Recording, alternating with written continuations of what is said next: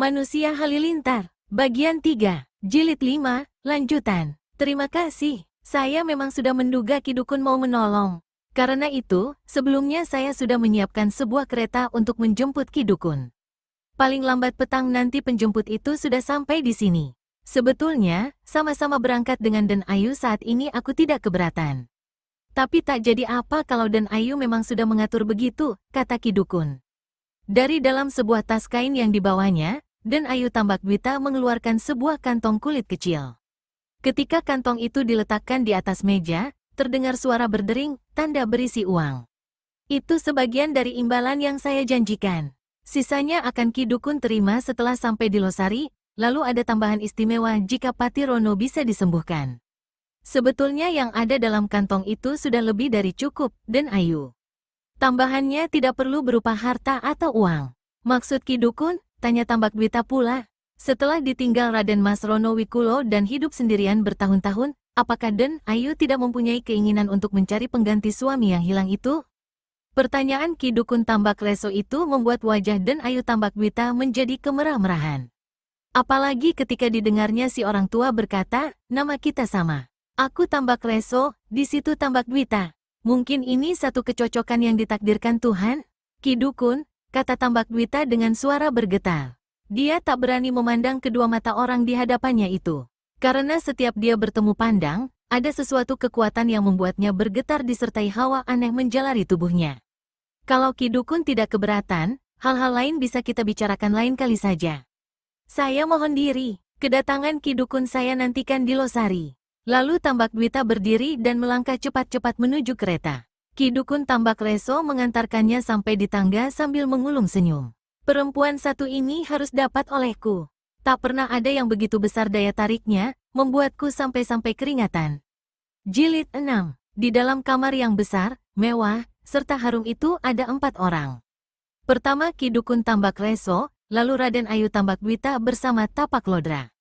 Orang yang keempat terbujur di atas tempat tidur berkasur tebal dan berseperai bagus.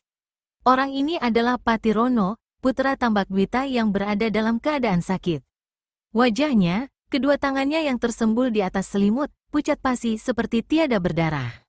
Wajahnya mengerikan untuk dipandang karena pipi dan rongga matanya sangat cekung serta berwarna kebiruan. Ki Dukun meraba tangan pemuda itu. Dingin, lalu meraba wajah dan bagian lehernya. Juga dingin, ketika ditekan bagian lengannya kiri kanan, juga ketika ditekan urat besar di lehernya, sama sekali tak ada denyutan. Si orang tua lalu membalikkan kelopak mata kanan Pati Rono. Putih, bagian hitam lensa matanya hanya terlihat sedikit di sebelah bawah. Ki Dukun Tambakreso berpaling pada ibu si pemuda. Bagaimana? Tanya Tambakbwita dengan suara tercekat. Putramu sudah meninggal sejak beberapa hari lalu, menerangkan sang dukun. Mendengar itu, Tambakbwita langsung menggerung dan menubruk serta merangkul tubuh anaknya. Tapak Lodra tertegun tak percaya dan beberapa kali menarik napas dalam. Ki Dukun pegang bahu Tambakbwita dan berkata, Den Ayu, tak baik menangis. Kalau Gusti Allah sudah menghendaki, kau harus rela melepas anakmu.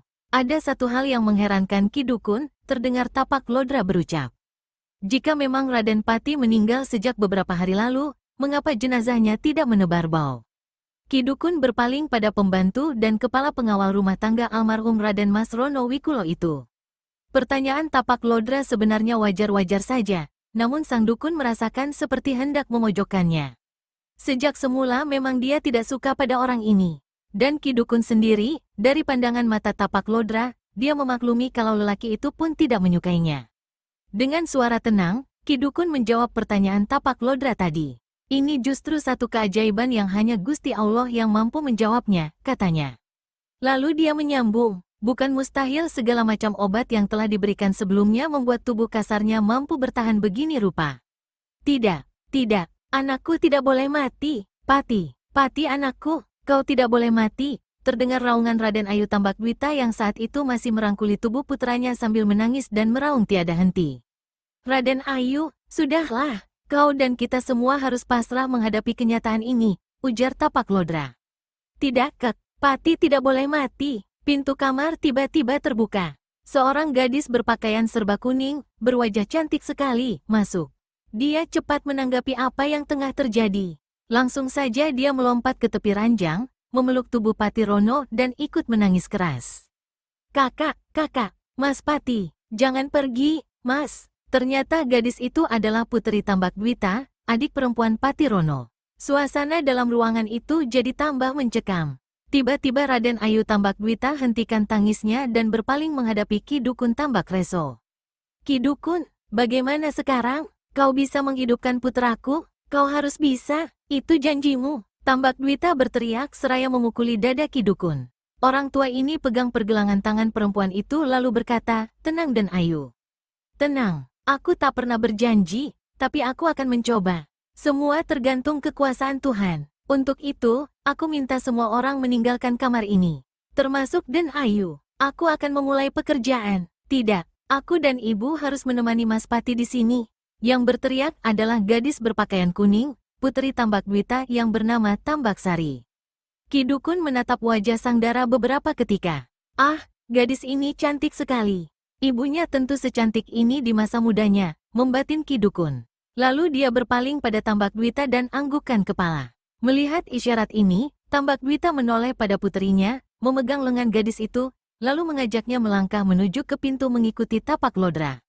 Sebelum Tambakdwita menghilang di balik pintu, Ki Dukun berkata padanya, ingat Den Ayu, selama aku bekerja di dalam sini, tak seorang pun boleh masuk dengan alasan atau keperluan apapun. Aku akan keluar memberitahu bila mana pekerjaan telah selesai. Harap kalian menyiapkan sebuah usungan dan kereta. Dan satu hal, jangan coba-coba atau ada yang berani mengintip apa yang aku kerjakan. Akibatnya bisa parah dan putramu tak mungkin ditolong. Begitu pintu kamar ditutupkan, Ki Dukun langsung menguncinya dari dalam, lalu dia naik ke atas tempat tidur dan duduk bersila di samping tubuh Patirono. Kedua matanya perlahan-lahan dipejamkan, lalu dia mulai melafadzkan kata-kata mujizat walakal mati, walakal hidup, mati walakal, hidup walakil, 1 kali, 2 kali, 10 kali, 100 kali, dan seterusnya sampai 10.000 kali. Ketika akhirnya dia selesai merapal sampai 10.000 kali, tubuh dan pakaiannya telah basah oleh keringat. Di luar hari telah senja. Raden Ayu Tambakdwita, Tapak Lodra, dan Tambaksari menunggu dengan sangat tidak sabar dan harap-harap cemas. Apakah yang tengah dilakukan Ki Dukun Tambakreso sekian lamanya? Jika menurutkan hatinya, mau Tambakdwita melabrak pintu dan menjebol masuk. Di dalam kamar, Ki Dukun buka kedua matanya, menyeka keringat di wajahnya beberapa kali, lalu turun dari tempat tidur, berdiri untuk meluruskan kedua kakinya. Kemudian dari saku jubahnya dikeluarkannya benda keramat, batu hitam Kencono Sukmo. Dengan hati-hati, batu ini disapukannya ke seluruh wajah dan tubuh Raden Patirono. Selesai melakukan itu, batu mustika disimpannya kembali, memandang seputar kamar, lalu melangkah ke pintu. Jilid 7. Ki Dukun Tambakreso memegang bahu kusir kereta. Sang kusir yang tahu isyarat ini segera hentikan kereta. Saat itu lewat tengah malam. Angin bertiup kencang. Dari tempat mereka berada, terdengar deburan ombak laut di pantai. Ki Dukun memandang berkeliling. Kusir kereta menunjuk ke sebelah barat, di mana tampak menghitam sebuah bukit karang. Angin bertiup lagi lebih kencang. Itu satu-satunya bukit karang yang paling tinggi di bagian pantai ini, menerangkan kusir kereta. Ki Dukun mengangguk. Cukup kau hanya mengantar aku sampai di sini. Tunggu di tempat ini sampai aku kembali. Lalu orang tua itu turun dari kereta, membuka pintu di sebelah belakang, menarik usungan di mana terbaring sosok tubuh Raden Patirono. Kuda penarik kereta terdengar meringkik, ketika Ki Dukun menaikkan tubuh pemuda itu ke atas bahunya dan mulai melangkah cepat menuju bukit karang di sebelah barat. Kusir kereta merasakan bulu kuduknya berdiri. Dia hampir tak berani bergerak saking merasa takut. Juga masih tetap di situ ketika hujan rintik-rintik mulai turun. Memang daerah Pantai Losari di bagian itu merupakan suatu daerah bebukitan batu karang yang paling sering turun hujan. Dari melangkah cepat, Ki Dukun kini tampak berlari-lari. Semangatnya jadi berkobar-kobar ketika melihat hujan mulai turun. Ini satu pertanda bahwa kelanjutan usahanya untuk menghidupkan pemuda yang sudah mati di panggulannya itu akan berjalan cepat. Di timur terdengar guntur menggelegar. Lalu kilat mulai menyambar. Meskipun agak susah payah karena harus mendaki bukit batu karang yang licin berlumut, namun akhirnya Ki Dukun Tambakreso sampai juga di puncaknya. Napasnya mengengah. Perlahan-lahan, tubuh Raden Patirono dibaringkannya di bagian batu yang agak rata. Angin laut bertiup kencang dan tajam. Hujan turun makin deras. Ki Dukun menyeringai. Dari dalam saku jubahnya dikeluarkannya kotak batu hitam Kencono Sukmo, lalu diletakkannya di dada mayat, tepat di bagian jantung. Anak manusia, kuberikan kehidupan padamu. Hiduplah, hiduplah, dan berikan ibumu padaku, berkata Ki Dukun dengan suara perlahan bergetar. Lalu dia menuruni bukit karang itu, memilih tempat yang terlindung tapi tidak terlalu jauh. Di sini dia menunggu dengan dada berdebar. Dia pernah menghidupkan seekor binatang, menyembuhkan beberapa orang yang sakit parah. Tetapi baru kali ini dia mencoba menghidupkan seorang yang telah meninggal. Diam-diam bulu romanya terasa berdiri. Guntur menggelegar, kilat sambung menyambung. Halilintar, datanglah, sambar batu dan tubuh itu. Halilintar, datanglah, ujar Ki Dukun berulang kali. Tapi dia harus menunggu lama sampai menjelang dini hari, yaitu ketika tubuhnya berada dalam keadaan basah kuyup dan terasa dingin seperti diselimuti es. Saat itu, rangkaian halilintar tampak sambar menyambar berkepanjangan dari arah timur. Sambaran yang terakhir berkilat tepat di atas bukit karang, menghantam ke bawah, menghunjam tepat di atas tubuh Raden Patirono. Tubuh itu tampak terangkat ke atas lalu jatuh kembali ke atas batu karang dan mengeluarkan kepulan asap. Setelah itu terbujur tak bergerak. Tempat itu tiba-tiba saja sunyi seperti di pekuburan. Guntur tak terdengar lagi, kilat atau halilintar tak tampak lagi. Bahkan angin seolah-olah berhenti bertiup dan ombak seperti berhenti berdebur. Dengan tubuh bergetar, Ki Dukun Tambak Leso memanjat menuju bagian atas bukit karang. Dengan mempergunakan sehelai sapu tangan, dia memungut batu Kencono Sukmo yang tercampak di atas bukit batu, lalu memasukkannya ke dalam saku jubahnya. Di atas batu karang, tubuh Raden Patirono tampak tidak bergerak. Ki Dukun memperhatikan dengan saksama dan mata dibesarkan. Darahnya tersirap ketika tiba-tiba dia melihat ibu jari kaki kanan si pemuda bergerak. Perlahan sekali, tapi dia jelas melihatnya. Ki Dukun memegang ibu jari yang bergerak itu. Terasa panas. Panas adalah api. Api adalah hawa kehidupan, desis Ki Dukun. Lalu dipegangnya betis pemuda itu. Kemudian dilihatnya jari-jari kanan Patirono juga mulai bergetar. Ki Dukun cepat memegang tangan kanan itu. Tiba-tiba jari-jari Patirono menggenggam mencengkeram tangannya. Ki Dukun terpekik kaget dan cepat sentakkan lengannya untuk melepaskan cekalan itu. Walau di hatinya ada terselip rasa ngeri, namun kegembiraan sang dukun juga meluap. Dia hidup, dia hidup. Batu hitam itu betul-betul batu mujizat.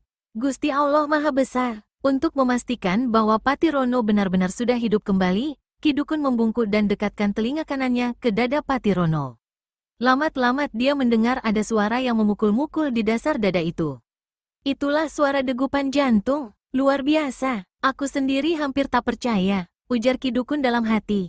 Untuk sesaat dia masih mendekapkan telinga mendengar degupan jantung itu. Tiba-tiba kedua tangan Patirono bergerak menyilang dan punggung Ki Dukun tersikap kencang. Orang tua itu merasakan jiwanya seperti terbang. Dia menggeliat keras-keras, dengan susah payah, akhirnya berhasil meloloskan diri dari sikapan tadi. Begitu terlepas, kedua tangan Patirono kembali terkulai di kedua sisi.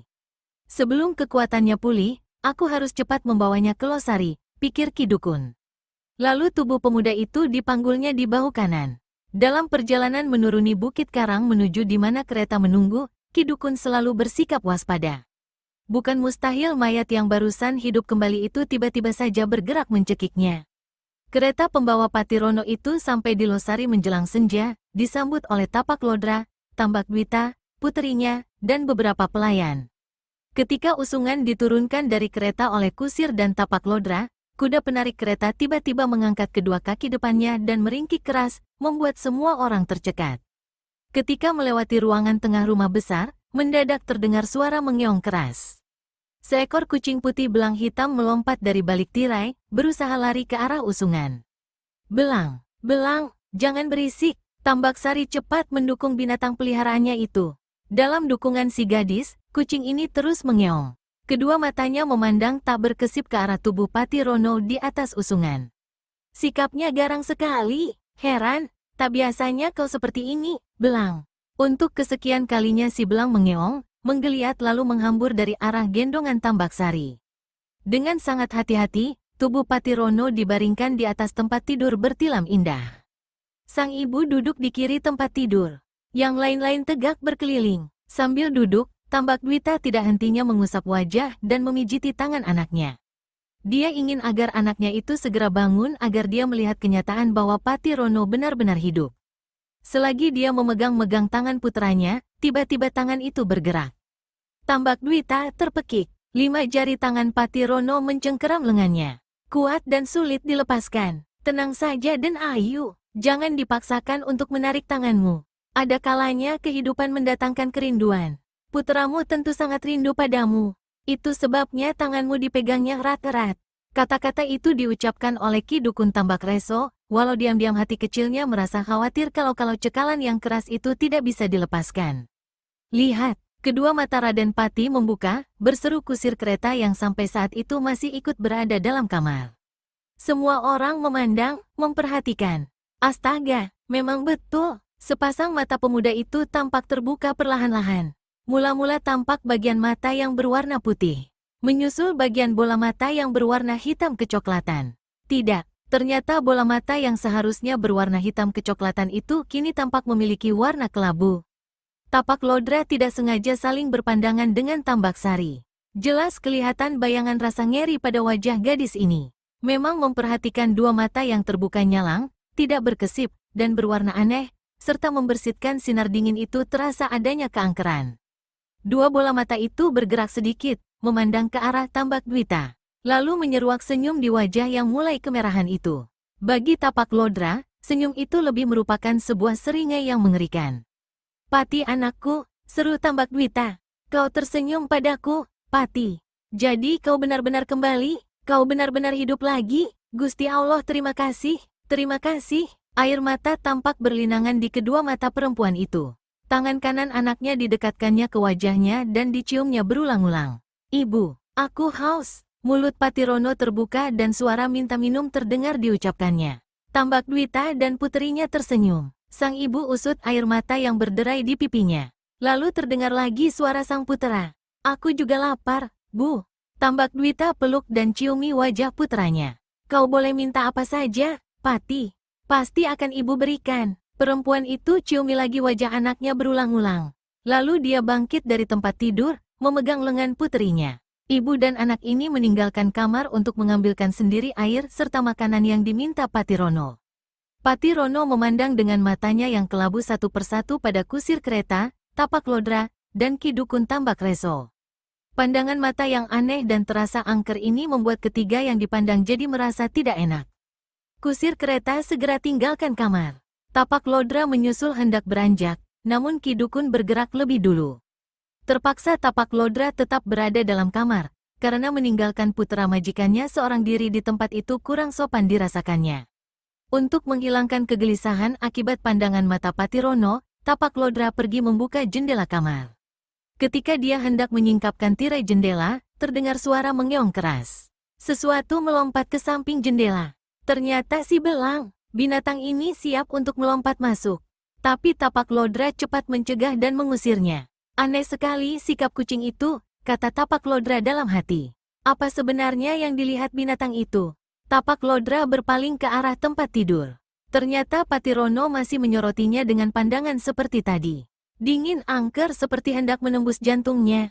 Jilid 8. Malam Jumat Kliwon, hujan turun rintik-rintik, Losari diselimuti kesunyian. Debur ombak di pantai terdengar di kejauhan. Sesekali ada suara lolongan anjing merobek kesunyian. Dalam ruangan depan di rumah besar itu, Raden Ayu Tambak Dwita duduk terdiam beberapa lamanya sebelum kemudian dia membuka mulut bertanya. Mengapa Ki Dukun tak mau menerima uang dalam kantong itu? Bukankah itu tambahan pembayaran sesuai dengan janji saya? Ki Dukun Tambak Reso tersenyum. Matanya menatap wajah cantik perempuan berusia setengah abad di hadapannya lalu menjawab, Raden Ayu. Ah, aku seharusnya memanggilmu Tambak Dwita saja. Saya tak keberatan dipanggil seperti itu. Bukankah Ki Dukun memang lebih tua dari saya dan kepada siapa saya menaruh hormat? Apalagi mengingat jasa besar Ki Dukun.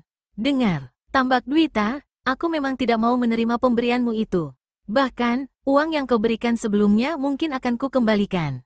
Mengapa begitu? Apakah Ki Dukun tak mau menerima karena jumlahnya terlalu kecil?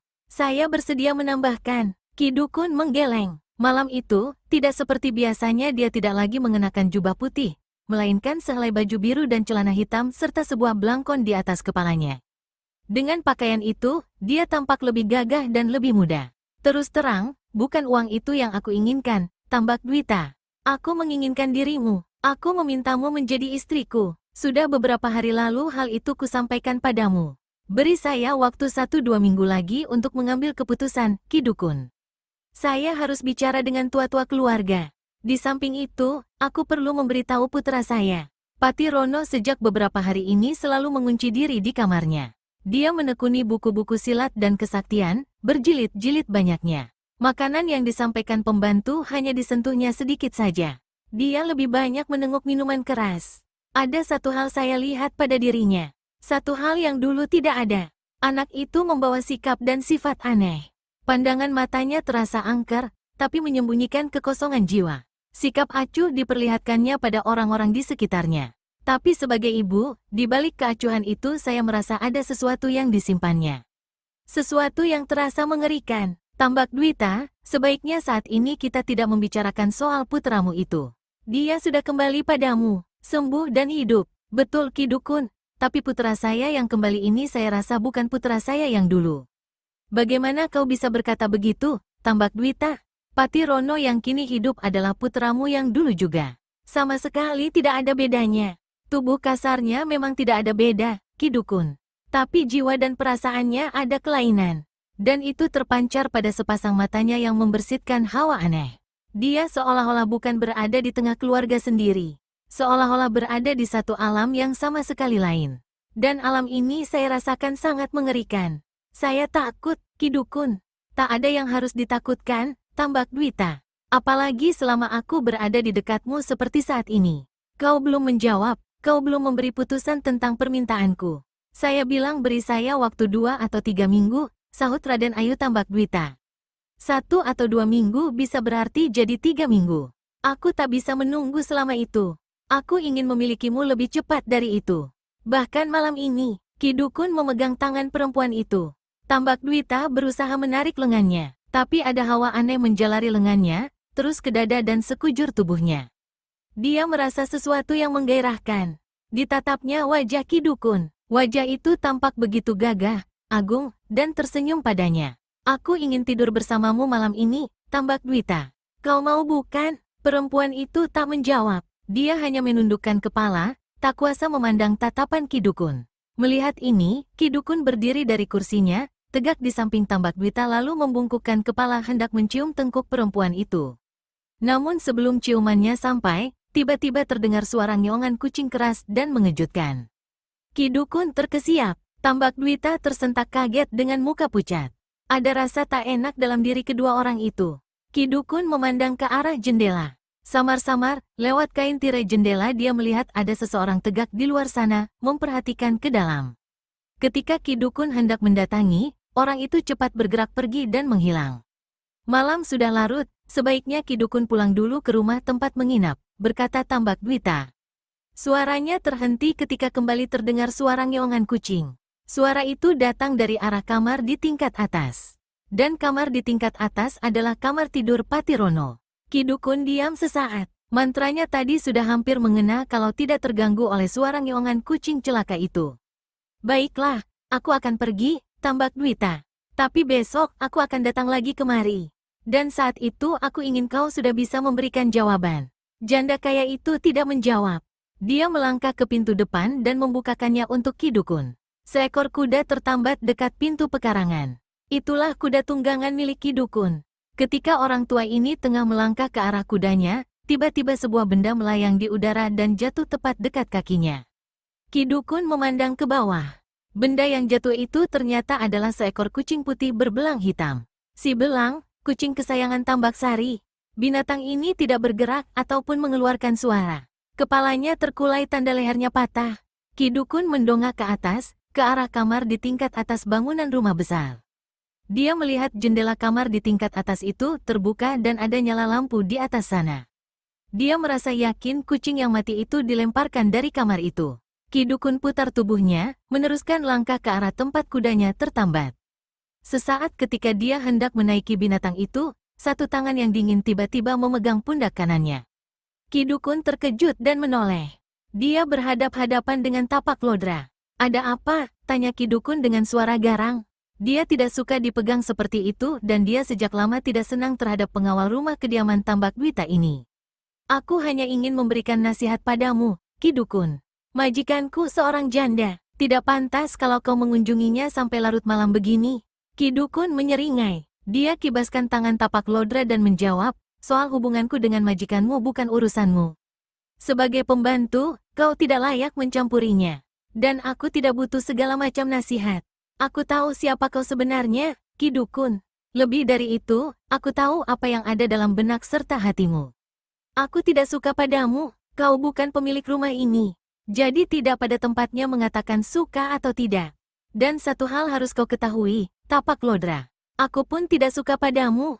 Berlalu dari sini, Ki Dukun. Cepat, desis tapak Lodra. Ki Dukun Tambak Leso kembali menyeringai. Ada satu hal yang pantas kau ketahui, tapak Lodra.